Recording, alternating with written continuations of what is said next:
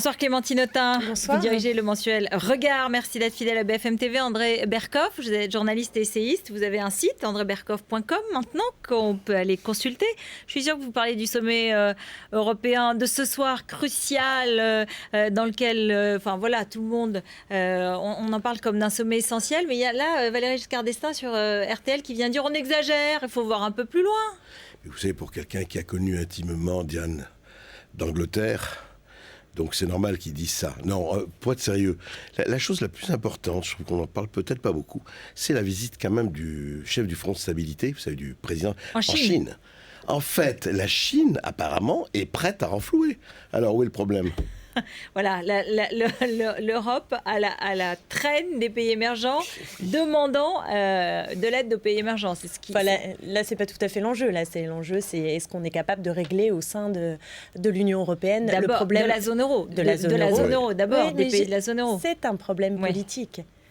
C'est quand même un problème politique. Donc il faudra que ça puisse se régler d'un point de vue politique. Et moi, ce qui me frappe, c'est qu'en 2005, au moment où il y a eu la bataille sur le traité constitutionnel européen, ceux qui défendaient le nom de gauche ont dit très clairement qu'un des problèmes de ce traité, c'était l'indépendance de la Banque centrale européenne. C'est-à-dire que, d'une certaine manière, l'Union s'est privée d'un outil monétaire qui lui permet de réagir typiquement dans ce type de crise. C'est-à-dire que là, aujourd'hui, d'utiliser la planche à billets à travers la Banque centrale européenne, ce que ne veulent pas les Allemands, concrètement. Oui, mais si vous voulez régler aujourd'hui la question, d'abord, il faut que la BCE rachète les titres de dette. Il n'y a pas d'autre solution. Et on est dépendant de la décision de la BCE. Après, il y a l'autre problème, c'est qu'en effet, l'Allemagne n'est pas sur cette... L'Allemagne n'est pas dans cette position et qu'on a là aussi un Parlement européen qui n'est pas consulté et des peuples qui sont totalement... non, le Bundestag est consulté. À la traîne et sommet de payer. Sommet de payer. Parce que le Bundestag est consulté, c'est lui qui va décider. Et puis d'abord... Les autres parlements des autres pays ne sont pas consultés. En France, il n'y a pas de consultation. Mais le vrai problème n'était pas là. Le vrai problème... Il y a plusieurs problèmes. Oui, bien sûr. Mais il y a le problème essentiel. Est-ce qu'on va vers une politique économique commune?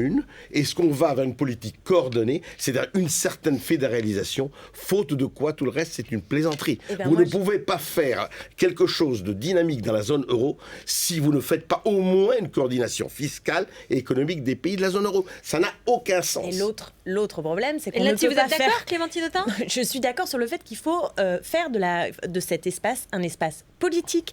Et donc, ça veut dire aussi rompre avec l'emprise actuelle qu'ont les marchés financiers sur les politiques économiques. C'est ça le problème. Mais toute la construction européenne, elle s'est faite à partir d'un néolibéralisme qui aujourd'hui montre ses effets. Et quand, y compris l'Allemagne, et à commencer par l'Allemagne, l'objectif qui est demandé à l'Italie, à la Grèce, etc., c'est plus d'austérité, c'est de faire payer au peuple par des choses très concrètes, des diminutions des services publics, des efforts encore sur la retraite, etc.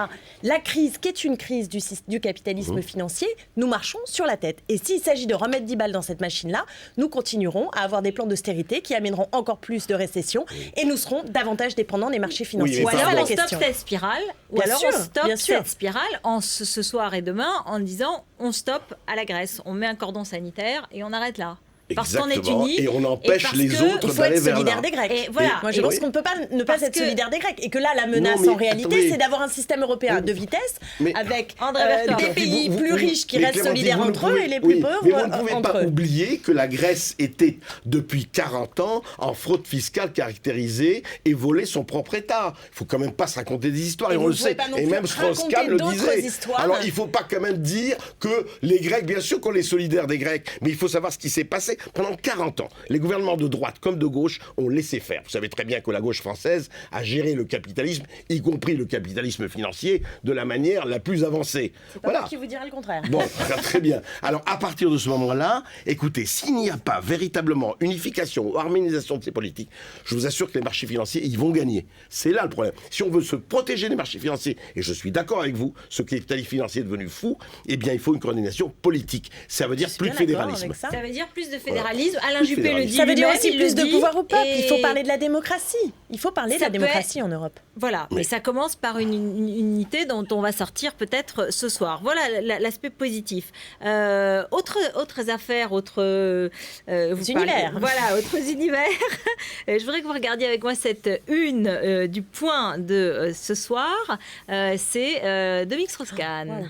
l'image. Un vaudeville tragique, enquête sur l'homme qui a failli être président, l'affaire du Carlton. Oui, je vois vos mines. Non, moi, ce que je me dis, très franchement, c'est comment il se fait que cet homme, dont beaucoup de gens autour de lui connaissaient les penchants, après tout, je ne veux pas discuter, c'est pas un penchant, c'est pas un penchant, là. Un penchant, une dérive, appelez-le comme vous voulez. C'est un jugement moral, il a le droit de faire ce qu'il veut, peut-être. Absolument. Non, mais ce qui m'étonne, c'est l'histoire de Carlton quand même révèle. Ce n'est pas une question de vie privée où chacun fait ce qu'il veut entre adultes consentants, et on est tous d'accord là-dessus. Il y a un problème d'abus de biens sociaux, il y a un problème d'échange, je te donne le rebord, je te donne le scellé, qui paye. Il y a quand même une histoire comme ça. Et comment ça se fait que tous les gens qui étaient autour de lui, qui savaient tout cela, ont laissé faire sous prétexte qu'il allait devenir président de la République et on n'allait rien dire. Moi, c'est ça qui me tue. C'est cette omerta dans la conscience française, dans tous les domaines et dans tous les partis. C'est ça qui n'est pas possible. Cette hypocrisie fondamentale érigée en institution. C'est pas possible. Oui, je sais pas le niveau de l'hypocrisie, pour être très honnête. Je pense qu'il y a quand même une part des choses qu'il a sans doute faites qui n'étaient pas à la connaissance de ses proches. Parce qu'une chose est le libertinage des pratiques échangistes, une autre chose est d'être un violeur et d'être... on ne sait pas s'il est violeur. Et d'être en connivence avec du proxénétisme et des choses d'abus de biens sociaux. C'est quand même pas tout à fait la même chose. Est-ce que dans son entourage, certains savaient? Peut-être, j'en sais rien. Pour moi, le problème, c'est pas de l'entourage, c'est qu'en effet, il est temps que ces choses soient mises sur la table, punies et voilà, que la justice soit faite. Rappelez-vous, il allait être candidat. Je sais bien. C'est effarant. C'était effarant. Et puis, on apprend aujourd'hui que le procureur voudrait que on délocalise, effectivement, l'affaire et qu'on voudrait dessaisir les juges lillois parce qu'ils pourraient être sous influence, parce qu'il y a un certain nombre de personnalités politiques, de personnalités policières qui sont impliquées dans ce scandale. Alors, il y a tout d'un coup un doute de plus. Quoi. Vous savez, en fait, ça fait un siècle.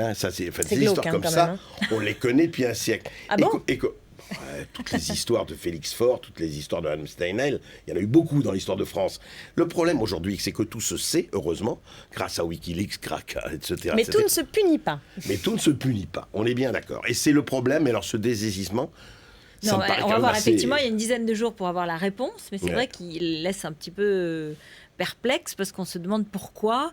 Est-ce que c'est vraiment pour soustraire à l'influence ou est-ce que c'est plutôt remettre de l'influence? Rassurez-moi, ça ne va pas remonter jusqu'à Martine Aubry, cette histoire. Parce que sous prétexte que ça se passe à Lille. Non, mais c'est imposant. En plus, la question du travail de la justice et des conditions dans lesquelles elle peut avancer. Donc, tout ça est quand même relativement tragique. Et ce que je trouve, ça pose quand même la question de ce sentiment d'impunité et de toute puissance d'un certain nombre d'hommes de pouvoir. Parce que c'est ça que ça raconte. Je veux dire, quand on met l'abus de biens social et proxénétisme en rapport aux femmes violentes, je veux dire, c'est ça. C'est l'impression que, du coup, on est tout puissant et qu'on peut affirmer son autorité sur les autres individus. Donc ça pose la question du pouvoir en réalité. Attendons les prochaines auditions. Donc du pouvoir aussi, de l'abus de l'autorité symbolique. Le retour du 15 de France ce soir, cet après-midi, sublime accueil, grande fête, et puis réception par Nicolas Sarkozy, alors qu'il n'avait pas... Enfin, il les a attendus. Voilà, mais il fallait bien qu'il faut bien... Dans ces temps qui sont quand même durs, on se disait tout à l'heure qu'il y a encore le chômage qui a pris un point. Enfin, je veux dire, les temps sont quand même extrêmement violents. Que le Nicolas Sarkozy, qui est quand même en grande difficulté, essaie de s'accrocher sur des événements qui sont fédérateurs et joyeux, on le comprend. Est-ce que ça va lui servir? J'en suis pas du tout sûre. Vous savez, c'est une passion française. Rappelez-vous Ségolène Royal en 2007, elle a dit « Je vous emmènerai vers d'autres victoires ». Donc là aussi, ils ont gagné, même s'ils sont seconds. Mais alors, je vais vous dire une chose, la carte... Ils ont gagné, même s'ils sont seconds. Alors, non, ils ont très bien joué. Ils ont très bien joué. Ils ont perdu de peu. Ils ont perdu de peu, mais ils ont été formidables, franchement. Et puis, vive le rugby. Juste une chose, la carte et le territoire. J'ai vu ça chez vous à BFM TV. Oui, je veux dire, j'ai vu à BFM TV à la télévision. On avait l'impression de foule extraordinaire. Et en fait, je suis passé par la Concorde en venant chez vous, il y avait 1000 personnes. C'est très intéressant de voir la télévision et la réalité. Il y a un effet de loupe, vous voulez dire. Il y a un effet grossissant. Il y a un effet grossissant. Oui, parce que là, en l'occurrence, sans doute que ça correspond aussi à quelque chose qui existe dans la population. Une fierté, une joie, une envie.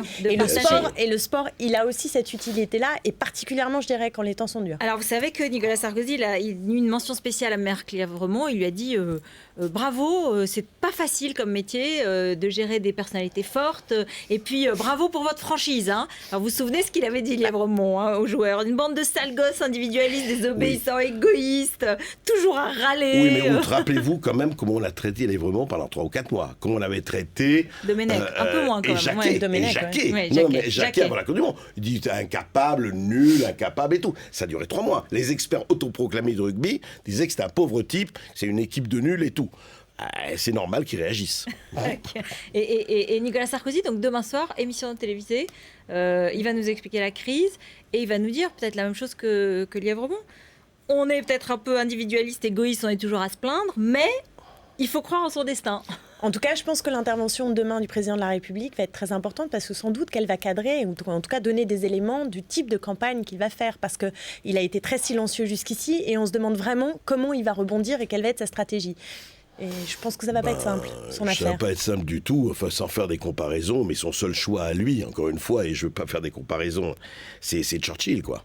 Du sang, de la sueur et des larmes, il va la jouer comme ça. Je ne sais pas si ça va marcher ou pas. C'est-à-dire qu'il a beaucoup changé de rôle, d'attitude, etc. Et puis il y a un bilan qui est concret mais là, aujourd'hui, et qui a déçu ceux qui le soutenaient. C'est vrai, mais là, ça va tellement loin aujourd'hui. Alors tout le problème est là. Il peut peut-être, parce qu'on est... Voilà. Si la crise s'aggrave, on dira, tiens, il connaît quand même la chose, il est quand même là.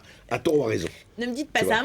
On a titré le numéro de regard ce mois-ci pourquoi la droite peut encore gagner. Et pour avoir débattu avec pas mal de journalistes ou de personnalités de droite, on me dit tu nous remontes le moral. Mon idée n'est pas de remonter le moral du tout de la droite. Et je pense que nous avons des outils à gauche pour gagner qui sont réels. Mais en effet, on est dans une situation de crise très importante. Je pense que la droite est affaiblie, mais la gauche n'a pas, et notamment François Hollande n'a pas forcément la réponse à niveau de toutes ces crises. Et dans ce cas-là, sur la dernière ligne droite, il faut faire très attention. Merci beaucoup. Merci. Flamby doit fendre l'armure. Ça, c'est le débat de la semaine prochaine. Merci beaucoup. Tout de suite, c'est le 20h de Thomas Mizraki.